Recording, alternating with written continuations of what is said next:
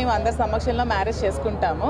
యాక్చువల్గా కోర్టులో అది లీగల్గా ఉన్నాయి కాబట్టి లీగల్ ప్రొసీడింగ్స్ అన్నీ అయిపోయాక అప్పుడు అఫీషియల్గా అందరికీ చెప్పే మ్యారేజ్ చేసుకుంటాం. అంతవరకు లివింగ్ టుగెదర్లోనే ఉంటాం. అది క్లియర్గా చెప్పాను. మ్యారేజ్ చేసి పర్సనల్ లైఫ్ గురించి ఇక్కడ ఇది కాదు కదా, తిరుమల తిరుపతి దేవస్థానానికి వచ్చి తిరుమల తిరుపతి దేవస్థానానికి వచ్చి ఇప్పుడు చాలా రోజుల నుంచి మేము సోమవారం వస్తూనే ఉన్నామండి. దానికి ఎందుకు క్వశ్చన్? తిరుమల తిరుపతి దేవస్థానానికి వచ్చి మాడా స్ట్రీట్ వెంకటేశ్వర స్వామి గురించి మాట్లాడుకుంటున్నారు. పర్సనల్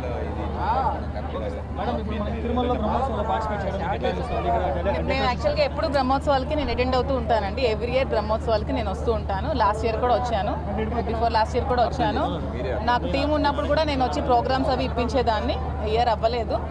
నేను ఎవ్రీ ఇయర్ స్వామి బ్రహ్మోత్సవాలకి నేను వస్తాను, ఎందుకంటే నేను బేసికల్గా చిన్నప్పటి స్వామి భక్తురాలు కాబట్టి.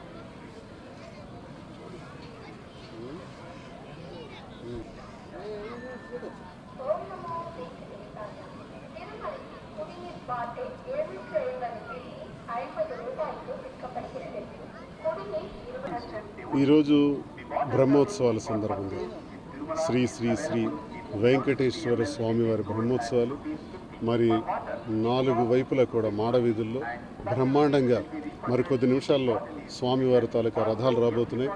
మరి చుట్టువైపులా ఎటు చూసినా సరే జనం లక్షలాది మంది ప్రజలు మరి ఆసీనులై కూర్చున్నారు. స్వామివారి రాక కోసం ఎదురు చూస్తున్నారు.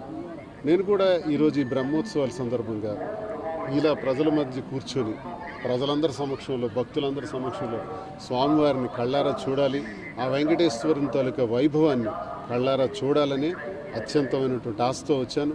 ఉదయం స్వామివారి దర్శనం కూడా చేసుకున్నాను. బ్రహ్మాండంగా దర్శనం జరిగింది.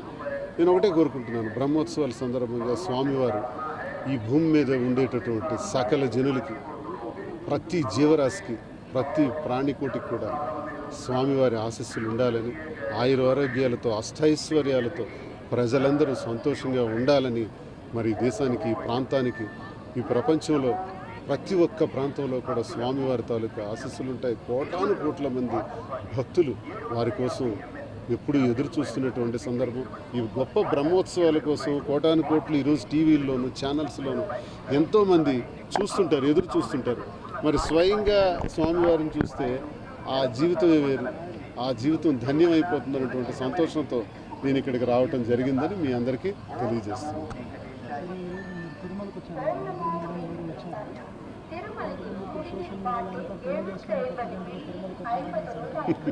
ఇదేం లేదు సార్, నేను మాదిరి తిరుపతికి రావటం చాలాసార్లు వచ్చాను. ఇది ఈరోజు కూడా రావటం జరిగింది. బ్రహ్మోత్సవాల సందర్భంగా రావటం జరిగింది. మేము రావటం అన్నది నిజమే కాదనట్లేదు. కానీ వివాహం ఇదంతా రాంగ్ సార్. ఇప్పుడు స్వామివారి దగ్గర కూర్చొని మాట్లాడుతున్నాం కదా. మేము వచ్చింది స్వామివారి దర్శనం కోసం. మా కుటుంబ వ్యవహారం ఒకటి ఉంది. మా కుటుంబంలో గత 2 ఏళ్లుగా గొడవలు జరుగుతున్నాయి. ఆ విషయాన్ని నేను చాలా కూలంకషంగా ప్రజలందరికీ కూడా వాస్తవాలన్నీ కూడా నేను తెలియజేశాను. మరి జరిగినటువంటి ఈ కుటుంబ విభేదాల్లో నా ఆస్తులన్నీ కూడా నా కుటుంబ సభ్యులకి రాసేశాను. మా భార్యకి, పిల్లలకి. పాపకి పెద్ద పాప డాక్టర్ అయింది.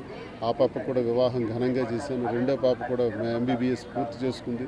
ఆ పాపకి PG చదివించాలి, పెళ్లి చేయాలి. బాధ్యతలన్నీ నాపైనే ఉన్నాయి. మరి నేను చేయాల్సినటువంటి ప్రజాసేవలో భాగంగా ప్రజలు, మరి ప్రజాప్రతినిధిగా చేయవలసినటువంటి బాధ్యతలు కూడా నాకున్నాయి. మరి వివాహం అని మీరు అంటున్నారు. మా మధ్య ఉన్నటువంటి గొడవలు ఆల్రెడీ కోర్టులోకి వెళ్ళాయి. కోర్టులో ఇంకా తీర్పు రావాలి. కోర్టులో తీర్పు రాకుండా ఇటువంటి ప్రస్తావన అన్నది జరగదు. అదంతా కరెక్ట్ కాదండి. మేము కేవలం స్వామివారి దర్శనం కోసం ఈరోజు రావటం జరిగింది. జనాల్లో వచ్చే ప్రజాప్రతినిధి కాబట్టి జనాల్లో వచ్చే ఈ నానుని జవాబు చెప్తారు. లేదండి, అదే నేను చెప్తున్నాను. ఇప్పుడు ఏదైతే ప్రచారం జరుగుతుందో మేమిద్దరు వివాహం చేసుకున్నామని, వివాహం చేసుకుని దానికి ఈరోజు వచ్చామని, అందుకే దర్శనం చేసుకున్నామని, అది అబద్ధం అండి. ఈరోజు కేవలం దర్శనానికి మాత్రమే మేము వచ్చాము. గతంలో కూడా చాలాసార్లు రావటం జరిగింది. నేను ఇదివరకు మీడియాలో కూడా చెప్పాను, ఇప్పుడు అలాగే వచ్చాను తప్ప కోర్టులో కేసులు ఉంటుండగా నాకు వాణికి మధ్య సంబంధించినటువంటి కోర్టు తీర్పు ఏ రకంగా ఉంటుందో తెలియదు. ఇంకా ఆమె కూడా వివాహిత, ఆమెకు కూడా కోర్టులో వాళ్ళు కూడా డిసైడ్ చేసుకోవాలి. ఇవన్నీ నిర్ణయాలు జరిగిన తర్వాత తీర్పు అంటూ డివర్స్ జరిగితే రెండు వైపులు అది జరుగుతుంది. కేవలం నాకు గత 2 ఏళ్లుగా మా ఇంట్లో జరిగినటువంటి గొడవల కారణంగా నా దువాడవాణి ఇంటికి తాళం వేసేసి ఇంటికి రానివ్వకుండా కూడా ఇబ్బందులు పెట్టినటువంటి ఈ పరిస్థితుల్లో ఆ రోజు నుంచి ఈ రోజు వరకు కూడా మాదిరియే నా సదుపాయాలన్నీ, భోజన సదుపాయాలు కానీ అన్ని కార్యక్రమాలు తనే చూస్తుంది. ఆ రకంగానే రావటం జరిగింది తప్ప గతంలో వచ్చే విధంగానే జరుగుతుంది తప్ప ఇదేదో కొత్తగా ఈ రోజుకి ఈరోజు ఇది జరిగింది, వివాహం జరిగింది అన్నదని నేను తీవ్రంగా ఖండిస్తున్నాను. అదంతా అబద్ధం. స్వామివారి సన్నిధిలోనే మేము ఈరోజు వివాహం చేసుకోవడానికి వచ్చామని చెబుతున్నారు, అది రాంగ్. సన్నిధిలో నేను అబద్ధం ఆడతాను. కేసులన్నీ క్లియర్ అయిన తర్వాత తీర్పు ఆమె ఇప్పుడు డివర్స్కి వెళ్ళాం. వాణి నేను ఇద్దరు, తను కూడా నా మీద డొమెస్టిక్ వైలెన్స్ పిటిషన్స్ వేశారు, నేను డివర్స్ పిటిషన్ వేశాను. ఆ తీర్పు ఎన్నాళ్ళు అవుతుందో చూడాలి. కోర్టులో తీర్పు వచ్చిన తర్వాత అలాగే ఆమె కూడా వివాహిత కాబట్టి వాళ్ళ భర్తకి వాళ్ళకి మధ్య డిస్ప్యూట్స్ ఉన్నాయి. ఆ డిస్ప్యూట్స్లో ఆమెది కూడా క్లియర్ అవ్వాలి. ఇవన్నీ క్లియర్ అయిన తర్వాత స్వామివారి నిర్ణయం ఎలా ఉంటుందో అన్నీ, నేను స్వామి వాళ్ళకి భక్తుడిని, నేను మా ఇంటి ఇలవేల్పు వెంకన్న స్వామి. సో వెంకన్న స్వామి ఆ నిర్ణయాలన్నీ చేస్తాడు. ఆయన ఎలా ముందుకు తీసుకెళ్తే అలాగే జరుగుతుంది. అదంతే స్వామివారికి ఆ బాధ్యత.